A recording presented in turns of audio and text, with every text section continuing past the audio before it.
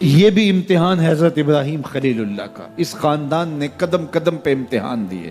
پہلے اولاد نہیں ہے، یہ صدمہ سہا، پھر اولاد ہوئی تو کہا وادی غیر ذی زرع میں چھوڑا، اللہ کا حکم مانا اور وہیں اپنی اولاد کو اور اپنی زوجہ کو چھوڑ چلے آئے، فلسطین میں آ کے آباد ہو گئے۔ فلما بلغ معہ السعی، قرآن بتاتا جب وہ چلنے کے قابل ہوئے، ایک روایت میں 7 سال 8 سال یا 9 سال عمر، بعض نے بلغہ سے بلوغت کی عمر مراد لی ہے۔ اب حکم ہوتا ہے جاؤ ملاؤ، لیکن یار میں جدہ گیا تو وہاں ایک دوست کے ہاں ٹھہرا، تو اس گھر کے اندر کھلونوں کی بوریاں تھیں، تو میں نے اس کو کہا کہ آپ یہ کوئی کاروبار کرتے ہیں؟ تو اس کا دوست بھی تھا ساتھ، تو وہ مسکرا کے کہنے لگا کہ یہ کاروبار نہیں کرتا، بڑی دیر کے بعد اللہ نے اس کو بیٹا دیا ہے، تو اب یہ پاکستان جا رہا ہے، تو جب بھی بازار جاتا ہے 10-20 کھلونے خرید لاتا ہے، تو یہ کتنی بوریاں کھلونوں کی بھر گئی ہیں، تو یہ بک کروائے گا، ایسے تو نہیں اتنے جا سکتے۔ تو یار اتنے عرصے کے بعد بیٹا ہوا اور باپ ملنے جا رہا ہے، تو اس نے کھلونے جمع کیے، لیکن یہ کیسا باپ ہے جس کو حکم ہوتا ہے اتنے طویل عرصے کے بعد بیٹے کو ملنے جا رہے ہو، ایک چھری لے لو، ایک رسی لے لو۔ یار ان کے نام باقی ہیں تو یوں ہی باقی نہیں ہیں، امتحان کتنے بڑے تھے، کہا جاؤ لیکن ہاتھ میں رسی لے جاؤ، ہاتھ میں چھری لے جاؤ۔ حضرت خلیل اللہ پہنچتے ہیں، اپنی زوجہ سے ملے اور کہا بیٹے کو تیار کر دو، دوست کی دعوت پہ جانا ہے۔ مانگ سجا دی جاتی ہے، بیٹے کو نئے کپڑے پہنا دیے جاتے ہیں۔ اللہ اکبر، بیٹے کو لے کر نکلے۔ یار بیٹا ان فوان شباب میں ہو، چڑھتی جوانی ہو، تو باپ دیکھ کر کے کتنا خوش ہوتا ہے، اور پھر اس کا بیٹا بھی اکلوتا ہو، اور بیٹا بھی بڑھاپے کا سہارا ہو، عصائے پیری ہو، رب سے مانگ مانگ کے لیا ہو، اور پھر بیٹا بھی وہ جس کی پیشانی میں محمد کا نور چمک رہا ہے۔ ایسا بیٹا تو چہرے کی بلائیں لینے کو جی چاہتا ہے، لیکن حضرت خلیل اللہ اللہ کے حکم پہ اس بیٹے کو ذبح کرنے کے لیے ہاتھ میں چھری اور رسی دبائے منا کی وادی کی طرف بڑھ رہے ہیں۔ شیطان نے سمجھا کہ اس سے نازک مرحلہ اس خاندان پہ نہیں آ سکتا، حضرت حاجرہ کے پاس پہنچا۔ پتہ ہے شہزادے کدھر گئے ہیں؟ کہا ان کے باپ لے گئے ہیں دوست سے ملاقات کروانے کے لیے۔ کہا نہیں، وہ ان کو ذبح کرنا چاہتے ہیں۔ کہا سوچ کے بات کر، وہ باپ ہے ذبح کرے گا؟ کبھی باپ بھی بیٹے کو ذبح کرتا اور بے قصور ذبح کرے گا؟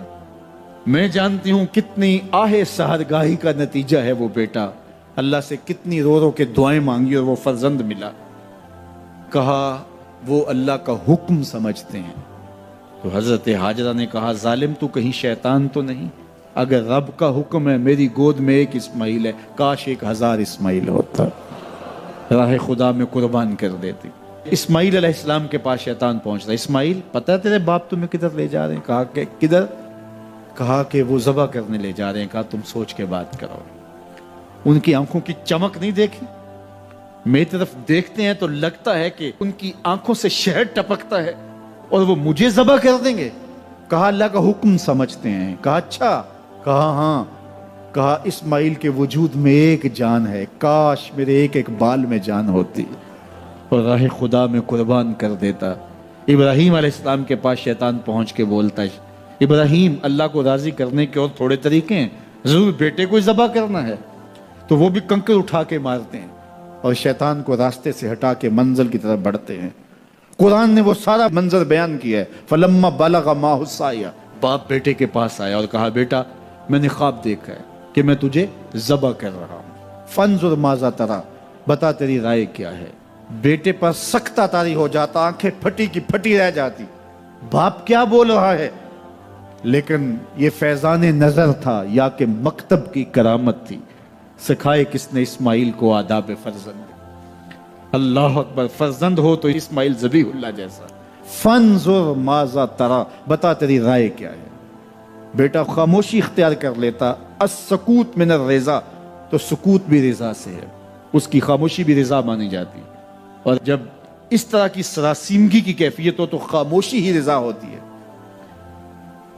بیٹا کہتا ٹھیک ہے آپ ذبح کر لیجئے، یہ بھی امتثال امر ہوتا، لیکن بیٹے نے 2 قدم بڑھ کے بات کی۔ بیٹے نے کہا یا ابا تفعل ما تؤمر ستجدنی انشاءاللہ من الصابرین، ابا جان ذبح کیا ہے، جو کرنا ہے کیجئے۔ یہ نہیں کہا یا ابا تذبح، ہاں ابا جی ذبح کر لیجئے، ذبح کا جواب ذبح سے نہیں دیا، بلکہ کہا یا ابا تفعل، اے ابا جان کیجئے، ما تؤمر، جو بھی حکم ہو، ذبح کیا جو بھی کرنا ہے کیجئے۔ رہی بات میری، یہ کام آسان تو نہیں، لیکن میرے اللہ نے چاہا تو صبر کر کے دکھاؤں گا۔ منا کی وادی ہے، باپ اور بیٹے دونوں نے طے کر لیا، باپ ذبح کرنے پہ راضی ہے، بیٹا ذبح ہونے پہ راضی ہے۔ یار اسلام من مانی کا نام نہیں ہے، اپنے خواہشات کو پورا کرنے کا نام اسلام نہیں ہے، اپنے آپ کو مالک کے سپرد کر دینے کا نام ایمان ہے، اس کا نام اسلام ہے۔ یہاں دیکھیے فلما اسلما، جب دونوں نے طے کر لیا، دونوں راضی ہو گئے، باپ ذبح کرنے پہ راضی ہو گیا، بیٹا ذبح ہونے پہ راضی ہو گیا۔ وَتَلَّهُ لِلْجَبِينِ، اور باپ نے بیٹے کو پیشانی کے بل لٹایا۔ قرآن نے وہ سارا منظر بیان کیا ہے، اس پر مفسرین کے دو قول ہیں، ایک یہ کہ الٹا لٹایا تاکہ کفا سے ذبح کروں، گردن کے پچھلے حصے پر چھری رکھ کے ذبح کروں گا، منمونہ چہرہ میری آنکھوں کے سامنے نہ ہو اور میرے دل کے اندر کوئی جذبہ رحم نہ جاگے جس سے اللہ کے حکم کی تعمیل میں دیر ہو جائے۔ اور دوسرا معنی یہ کیا کہ آپ جانور قربانی کے لیے جو ذبح کرتے ہیں تو اس کی گردن کو بل دے کے اس کی پیشانی کو زمین پہ لگا دیتے ہیں تاکہ یہ رگیں تن جائیں اور ذبح کرنے میں آسانی ہو۔ حضرت اسماعیل کی معصوم گردن کو بل دے کر کے ان کی پیشانی پتھر کے ساتھ جوڑی گئی۔ وَتَلَّهُ لِلْجَبِينِ، پیشانی کے بل یوں لٹایا گیا کہ گردن کھل جائے اور بیٹے کو ذبح کرنا آسان ہو۔ آنکھوں پہ پٹی باندھ لی کہ یہ منظر تو دیکھا نہیں جا سکے گا، اللہ کے حکم کی تعمیل بھی بہر صورت کرنی ہے۔ سعادت مند بیٹا بولتا ابا جان مجھے رسیوں سے جکڑ لیجئے، کہیں ایسا نہ ہو کہ میں تڑپوں اور اللہ کا حکم پورا کرنے میں آپ کو دیر ہو جائے۔ باپ بیٹے کو رسیوں سے جکڑ لیتا ہے، ہاتھ میں چھری پکڑی ہے، ذبح کرنے لگتے ہیں تو بیٹا بولتا ہے ابا جان رسیاں کھول دیجئے۔ کیوں؟ آپ کا منصوبہ، آپ کا پروگرام تبدیل ہو گیا؟ کہا نہیں۔ تو پھر کیوں رسیاں کھولوں؟ کہا کہیں ایسا نہ ہو کہ کل کا مورخ لکھے کہ باپ ذبح کرنا چاہتا تھا، بیٹا ہونا نہیں چاہتا تھا، باپ نے باندھ کے کیا۔ کھول دیجئے، نہیں تڑپوں گا۔ رسیاں کھل جاتی ہیں، بیٹا پیشانی کے بل لٹایا ہوا ہے، ہاتھ میں چھری پکڑی ہے، منا کی وادی ہے، کارکنان قضاء و قدر کی چیخیں نکل رہی ہیں، حوریں تھرا رہی ہیں، زمانہ کانپ رہا ہے، منا کی وادیوں پر تھر تھراہٹ ہے، مالک قیامت آنے والی ہے، فرشتے بھی پوچھ رہے ہیں کہ مالک کیا ہونے والا ہے۔ کہا تم کہتے تھے انسان کو پیدا کر رہا ہے، سجدے تو ہم کریں گے، ذرا میرے بندے کی ادا تو دیکھو، ذرا میرے بندے کا انداز محبت تو دیکھو، میری فرما برداری، انقیاد امر اور اطاعت اور امتثال امر کی مثال تو دیکھو، ذرا دیکھو میرا بندہ میرے حکم کی تعمیل کیسے کر رہا ہے۔ اللہ اکبر، کائنات آنکھیں جھپک رہی ہے، سورج منہ چھپا رہا ہے کہ یہ منظر دیکھا نہیں جا رہا، اور منا کی وادی تھر تھر کانپ رہی ہے کہ ایک بوڑھا باپ ہاتھ میں چھری پکڑے اپنے نو نہال فرزند کو ذبح کرنا چاہ رہا ہے۔ عجیب منظر ہے کائنات کے اندر۔ حضرت ابراہیم آگے بڑھے، بیٹے کی گردن پہ چھری رکھی اور پوری قوت کے ساتھ چھری کو جنبش دی۔ اللہ اکبر، لیکن ایک بال بھی نہیں کٹا۔ پاس پڑے پتھر پر چھری کو مارا، لما تقطع یا سکین، چھری کاٹتی کیوں نہیں؟ چھری نے آواز دیا الخلیل یامرنی والجلیل ینہانی، خلیل مجھے کاٹنے کا کہتا ہے، رب جلیل کہتا ہے خبردار ایک بال بھی کاٹا تو۔ کہا چھری تیرا کام تو کاٹنا ہوتا ہے۔ کہا حضرت آگ کا کام بھی تو جلانا تھا، جس نے آگ کو جلانے سے روکا تھا آج اس نے مجھے کاٹنے سے روک دیا۔ اس کا یہ مفہوم بھی نکالا جا سکتا تھا کہ میں نے تو چھری چلا دی، اب چھری نے کچھ نہیں کیا تو میرا کیا قصور۔ اللہ اکبر، دوبارہ چھری تیز کی اور حلق پر چھری کی نوک رکھی اور اپنا سارا وزن ڈال دیا، گردن کٹ گئی، خون بہنے لگا، اور دل میں تھا کہ اتنا بڑا کام جو میں نے کر لیا۔ لیکن جب پٹی کھولی تو دیکھا منظر بدلا ہوا ہے، جس کو بیٹا سمجھ کے ذبح کیا وہ بیٹا نہیں تھا، دمبا تھا، اور جبریل امین پاس کھڑے ہیں اور اسماعیل مسکرا رہے ہیں، بے ساختہ زبان سے نکلا اللہ اکبر۔